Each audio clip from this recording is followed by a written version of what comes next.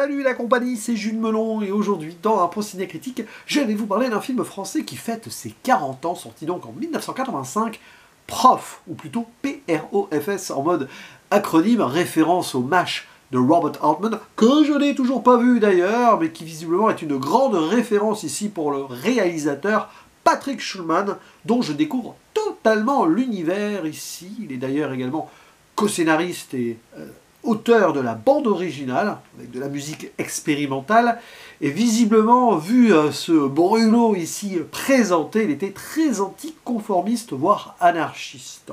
Et c'est amusant parce que j'ai découvert ce film en plein contexte de pré-rentrée me concernant, et c'est vraiment comme ça que le film commence, enfin presque.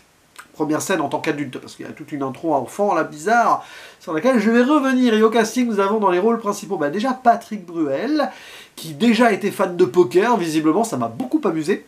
Fabrice Lucchini, qui a bien changé depuis.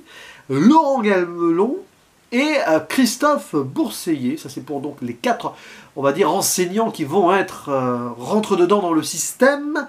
À leur côté, nous avons dans le rôle du censeur Étienne Drabert, la directrice est jouée par Martine Sarcé, et alors pêle-mêle, vous allez avoir Guy Montagnier, Isabelle Mergo, qui était dans Les Grosses Têtes aussi un peu après.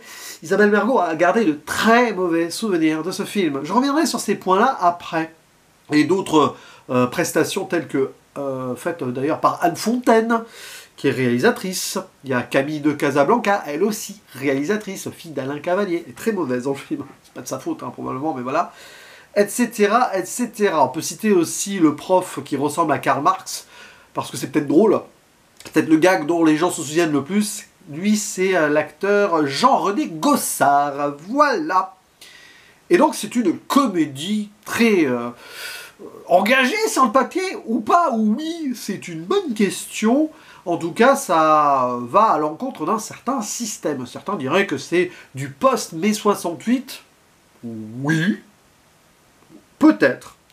En tout cas, l'histoire, elle est simple sur le papier. Nous allons suivre un professeur de littérature et lettres modernes tout jeune, qui s'appelle Frédéric Gamme, et qui débarque dans un lycée, à la bourre déjà, lors de cette pré-rentrée, où on expose certains poncifs, on a l'habitude, nous enseignants. Et forcément, il débarque là avec une idée d'être autrement que les profs déjà établis, notamment avec ses élèves, les faisant réfléchir avec une méthode diversifiée, tout ça, pas forcément bien vu à l'époque.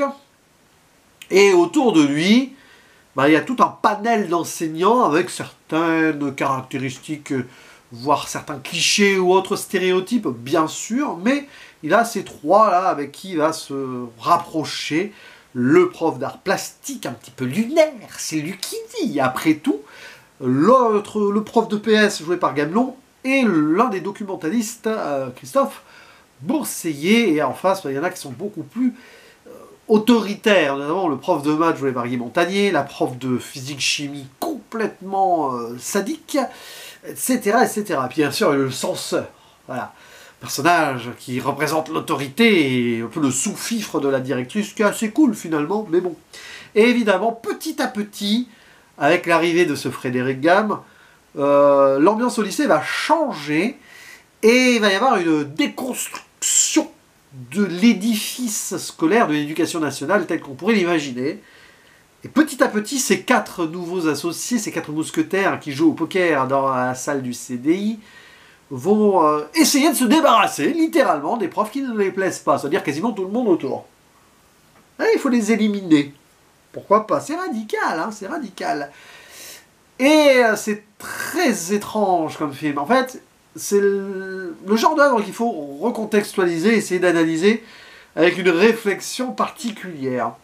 Pour beaucoup, je dis pour beaucoup, par curiosité, je suis allé voir sur Sens Critique, pour pas mal de gens, ce film, ça fait l'apologie du laisser-faire, de la perte d'autorité. Donc, pas mal de gens réac, de ce que j'ai lu sur Sens Critique, qualifient le film de gauchisme et donc de toutes ses dérives.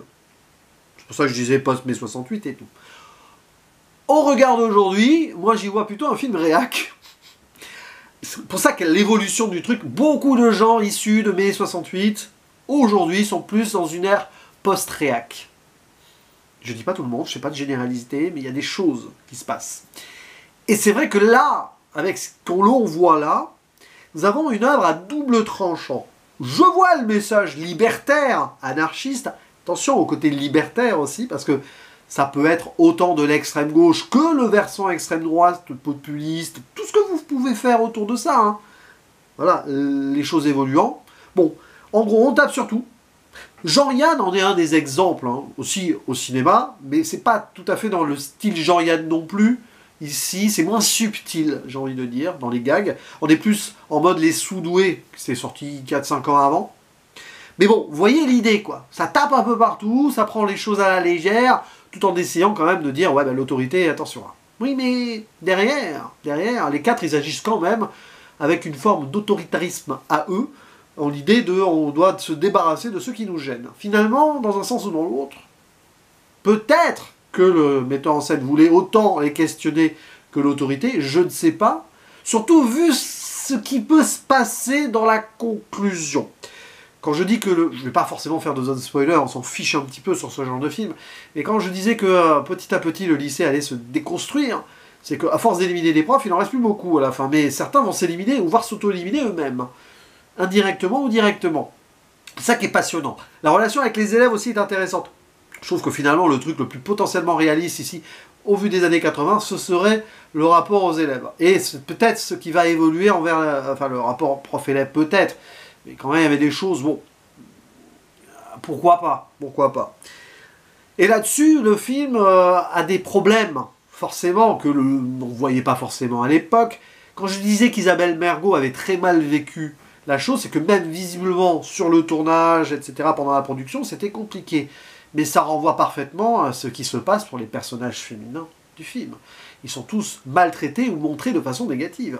Ou alors, à la rigueur, non, pour les élèves, pas vraiment. Mais alors pour le reste, c'est quasi avec une visée sexiste. Il faut dire les choses, je le dis, après tout, c'est un procédé critique, c'est un avis qui n'engage que moi, tout simplement, mais quand même, ce qui peut se passer, on déduit de facilement les personnages féminins pour le gag, bon ça c'est un trope de l'époque, il faut quand même réfléchir sur ce point. Isabelle Mergo l'a dit elle-même. Si l'ère MeToo existait à l'époque, le film aurait clairement pas pu être fait ainsi. Et ce n'est pas le seul. Voilà, il y a même des œuvres qui paraissent totalement inoffensives comme cela, qui ont eu des problèmes lors de leur production. Les langues se délient et tout. Mais là, en plus, dans la diégèse du long métrage, on le voit quand même que c'est problématique. Il y a aussi les personnages de compagne, et notamment celle du personnage de Lucky Luke qui est en surjeu, mais on sent qu'elle n'est pas à l'aise en fait, Camille de Casablanca. C'est compliqué quand même, c'est particulier. Non, franchement, il n'y a que au niveau des élèves, il y a des artistes, il y a la réflexion. Là, à la rigueur, finalement, j'ai envie de dire, l'auteur se refuse tout poncif et stéréotype sur la jeunesse. Mais plus va questionner les enseignants, les adultes, ou jeunes adultes. Bon, pourquoi pas, moi je suis très dans l'autodérision vis-à-vis du métier, surtout dans un film comme ça, à la rigueur. C'est pas quelque chose qui semble être dans l'idée de vouloir faire un reflet réaliste des choses, comme on a pu voir pas mal de films sur les profs ces dernières années, là. Voilà, bon là au moins, bon, peut-être, c'est comme ça, c'est une comédie, mais c'est quand même très acerbe, et donc ça pose pas mal de problèmes. Et le film, après, que certains taxent l'ensemble de gauchisme absolu, je veux bien, peut-être, j'en sais rien, moi je connais pas les idéaux politiques, enfin, il est décédé malheureusement, dans un accident il y a plus de 20 ans maintenant, mais je savais pas de... Patrick Schumann, moi ce que j'ai lu, ce qu'il était considéré comme anarchiste, oui, du cinéma, mais en termes d'opinion personnelle, je sais pas. Mais quand même, quand on voit le personnage du prof de philo, Charles Max, pas Marx, Max, Karl Marx, mais Charles Max, il prend très cher. Il prend hyper ultra méga cher, comme les profs réac, notamment celui joué par Guy Montagnier, prennent cher aussi. Donc, si vous voulez, ça tape sur tout le monde. C'est pour ça que je parlais de Jean-Yann un petit peu, parce que lui aussi, il voulait taper sur tout le monde. Il tapait autant sur la gauche que sur la droite. Et au final, en rendant ceci dans une sorte de dissolution pseudo-anarchiste, voire apolitique, derrière, on peut faire des récupérations comme on veut. Et c'est vrai que quand on voit ça, on peut se poser des questions. Mais bon, c'est le genre de film qui est un cas particulier et qui peut être un cas d'analyse et de réflexion politique, ou pas d'ailleurs, parce que soit on va à fond dans la réflexion et on peut s'y perdre, soit on refuse de le faire, chacun y voit midi à sa porte, et on profite de certaines choses. Bon, on ne peut pas ne pas questionner certaines choses que l'on voit. Alors, le rapport aux femmes, oui, mais aussi l'introduction. C'est particulier quand même. On y voit clairement un enfant qui harcèle une... en plus, c'est le personnage principal, donc qui sera celui de Patrick Bruel. On voit un jeune enfant harceler une camarade de classe en faisant en sorte qu'elle se dénude. Bon, alors sur la mise en scène encore, ça essaie de respecter une petite distance, mais c'est très très gênant. Bon, ça prouve que d'emblée, le personnage principal de Frédéric Gamme, donc Monsieur Bruel, est présenté de façon hyper négative. On peut pas faire pire. Le gars harceleur qui va embêter ses petites camarades. Voilà. Et puis il y a toute cette allégorie en mode le bout en train là, du cheval, tout ça. Bon, apparemment, c'est un truc qui est un des tropes du cinéma de son auteur, qui aimait bien mettre en place ce qu'il appelle d'ailleurs dès le début du film là, la fameuse épanadiplose. Il commence avec quelque chose et il termine avec la même chose en boucle. Et apparemment, c'est quelque chose qui reprendra dans pas mal de ses films, donc ok. Mais bon, je veux dire que le truc est balancé vraiment vocalement de façon très absurde. On rentre dans l'absurde. Peut-être que, arrivé au bout, on est tellement dans l'absurde que ça est frontalement en mode mise en abîme et métatexte absurde d'emblée avec le cheval. Bon, pourquoi pas? Pourquoi pas? On voit qu'à la fin, il a tout libéré aussi. Et c'est un film qui a tendance à pouvoir rendre fou aussi. L'image est prof du film, hein, parce qu'il y en a certains qui finissent mal, fatalement. Le regard sur l'enseignement ou pas. Peut-être que le côté anarchiste voulait que l'idée de pas d'école, finalement, un jour peut-être, on sera débarrassé de l'école. Enfants et enseignants, il n'y aura plus de profs, il n'y aura plus d'élèves. Pourquoi pas? Il y a un discours à un moment, et peut-être à l'avenir, on sera remplacé. Il y aura, voilà, les enfants resteront chez eux. Oui, oui, ben peut-être que ça arrivera avec l'intelligence artificielle ou autre truc. Hein. On ne sait pas où on ira. Mais bon, oui, c'est pour taper sur le côté autoritaire. Donc, l'école représente quelque chose d'autoritaire. Moi-même, je l'avoue et je le concède. Mais c'est surtout de l'éducation, de la transmission et le partage, moi, qui m'intéresse. L'autorité, elle doit être là aussi naturellement, mais ça, c'est un autre débat. Là, techniquement, on voit quand même un personnage principal, surtout donc le professeur de français, qui a son autorité naturelle, en intéressant ses élèves et en étant passionnant, parce qu'en soi, il y a des trucs qui sont intéressants hein, dans sa façon d'être prof, et c'est ainsi que, finalement, c'est par le dialogue et la transmission que peut-être les choses se passent de façon fluide. Mais derrière, avec quelles conséquences? Bon, le film se veut probablement à conséquence pour pas mal de choses aussi, ce qui est également un des problèmes. Voilà, c'est comme ça.